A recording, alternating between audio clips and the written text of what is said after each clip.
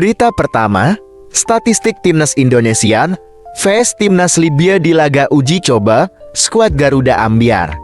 Berduel di Stadion Mardan Sporte, Antalya, Selasa malam, berakhir 0-4 untuk tim Libya. Gol bagi Libya disarankan Ahmad Ekrawa di menit 25, Omar Al-Hoja di menit 58, Nuradin di menit 89, dan Ala Al-Qidar di menit 90. Skuad Garuda sendiri tampil dominan, meski harus menelan kekalahan telak.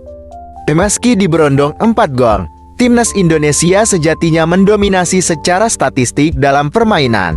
Dari catatan pertandingan, anak asuh Shin Tae-yong mendominasi permainan dengan 61% penguasaan bola. Namun sayang, mereka kalah secara penciptaan peluang dari Libya.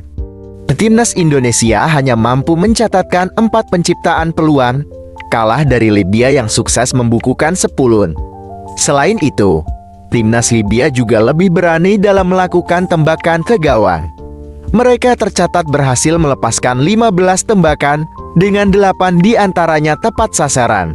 Sedangkan Timnas Indonesia hanya 6 kali menembak dengan 4 lesatan tepat sasaran. Pada akhirnya, kekalahan memilukan ini bisa menjadi pelajaran bagi Timnas Indonesia.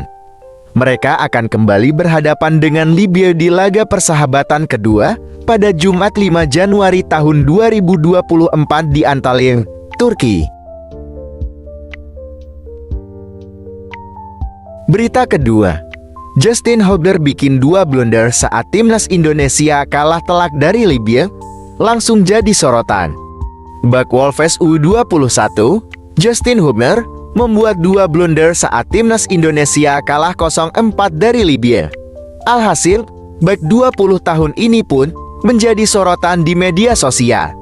Sejatinya laga ini merupakan pertandingan debut Justin Hubner bersama Timnas Indonesia senior.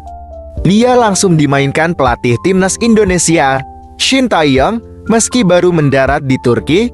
Justin Hubner masuk di awal babak kedua bersama bek kawakan Jordi Amat. Harapannya dengan masuknya Justin Hubner dan Jordi Amat di babak kedua, Timnas Indonesia dapat bangkit. Namun, para pemain Timnas Indonesia justru membuat banyak kesalahan di babak kedua. Justin Hubner berperan atas 2 gol yang masuk ke gawang Timnas Indonesia pada menit 58 dan 89. Dari 2 blunder yang dibuat Justin Hubner, yang paling mencolok terjadi di menit 89 saat itu. Justin Hubner berani melakukan umpan diagonal tepat di depan gawang sendiri. Alhasil, bola berhasil direbut pemain Libya dan gol berhasil diciptakan Nur Aldin Ahmed. Hubner terlalu percaya diri, masih ke bawah saat dia main di akademi. Justin Hubner belum banyak main menit di level senior kecuali saat main di timnas. Tulis komentar netizen. Berita ketiga, usai makan malam dengan Erick Thohir, Tom Hye sampaikan komitmen ingin naikkan level Timnas Indonesia.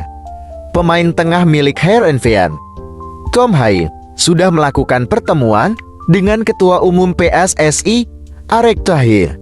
Pertemuan tersebut diposting di akun Instagram milik Erick Thohir.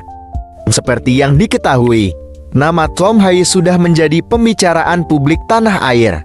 Pasalnya, Tom Hye sudah bersedia untuk membela Timnas Indonesia.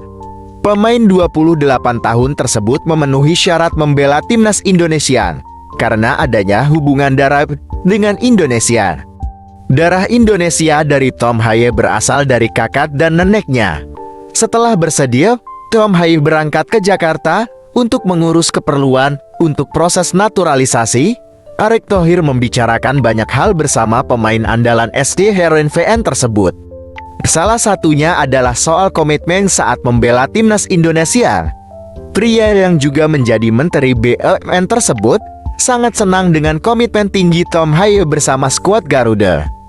Tom Hye sangat bersemangat untuk menaikkan level sepak bola tanah air usai resmi main bersama Timnas Indonesia. Erick Thohir juga memiliki harapan usai makan malam bersama Tom Hye. Dirinya berharap agar Tom Hye agar bisa segera membela Timnas Indonesia.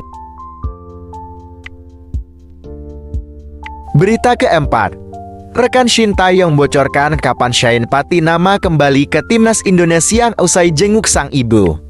Pemain keturunan Shane Patinama kini terpaksa meninggalkan pemusatan latihan timnas Indonesia di Turki untuk sementara lantaran Shane Patinama harus pulang ke Belanda guna menjenguk sang ibu yang jatuh sakit.